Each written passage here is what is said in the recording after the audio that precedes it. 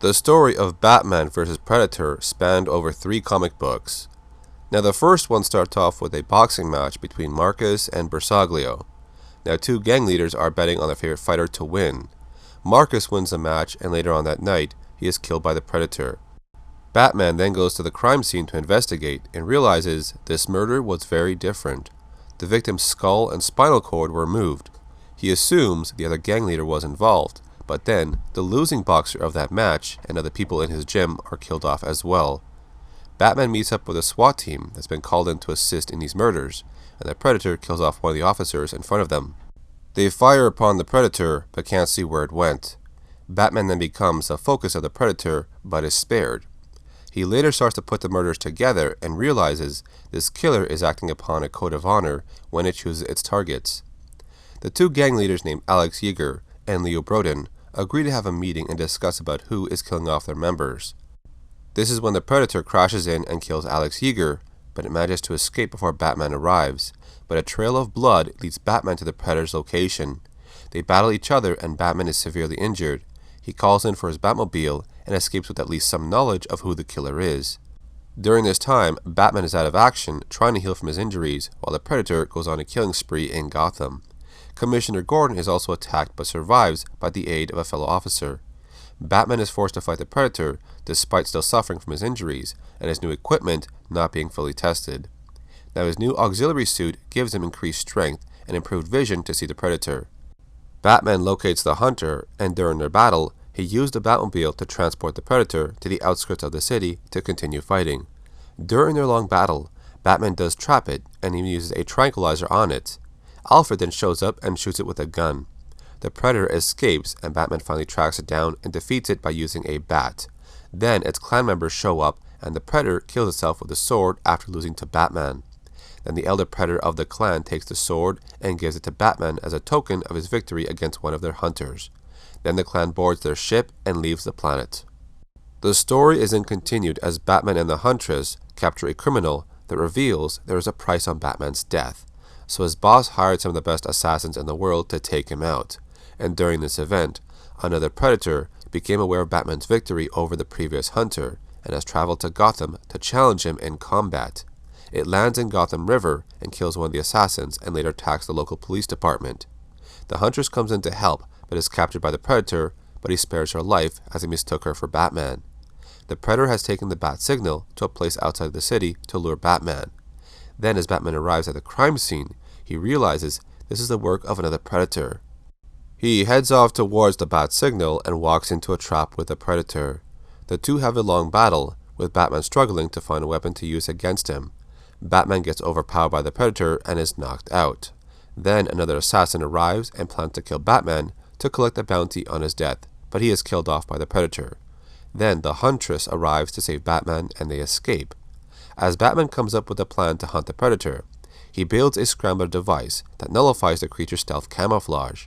He meets up with the Huntress again and they approach Terraro, who hired the hit on Batman, but then the Predator locates them and kills Terraro.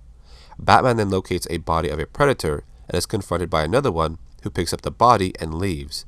This means there is one Predator that is killing off their own species and is also hunting Batman. Commissioner Gordon then plans to use the bat signal to lure the creature to them, and as it appears, they fire upon it but realize it's the wrong Predator. It escapes while the real killer finds them and starts attacking the police officers and takes one as a hostage. It's later tracked down to his ship and both Batman and the Huntress are lured inside and the ship takes off. A battle ensues and the hostage tries to help but is killed in the process, but actually succeeds in impaling the combi stick into the Predator's chest. Then, out of desperation, it gains control of the ship and tries to leave the planet, but Batman and the Huntress fall out of an open door and land in the water. The previous Predator chases after this bat blood in his own ship and destroys it, but then 2 explosions are seen, indicating that both of them have died. The last story continues, with the city still suffering from gang wars. More mysterious deaths show up around the city, but this time, 2 Predators arrive and start killing off these criminals. It appears that an older hunter and a younger one are working together during their hunt. At the same time, Robin is now aiding Batman during his adventures, but is kept in the dark about the identity of the new killers in the city. Meanwhile, Mr. Freeze plans a robbery and manages to escape. As Batman pursues him, the Batmobile is put out of commission by Mr. Freeze and his henchmen. Mr. Freeze escapes to a frozen foods warehouse and they are attacked by two Predators.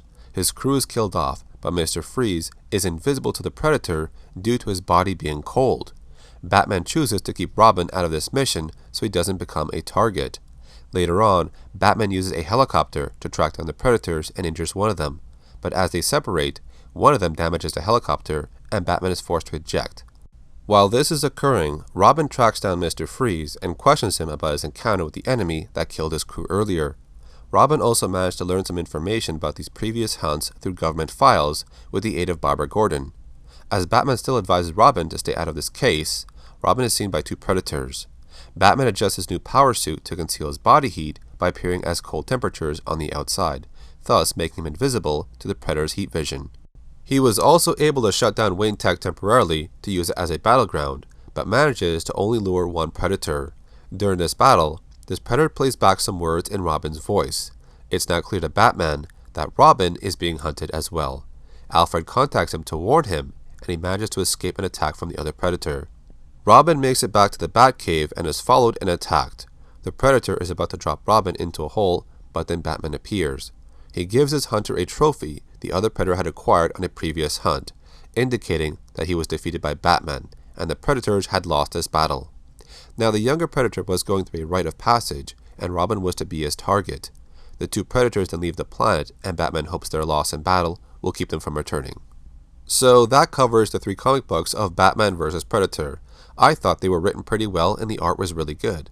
I like how they used some previous information as a way of linking the stories together. So what did you think about this? Did you like it? Put your thoughts in the comment section.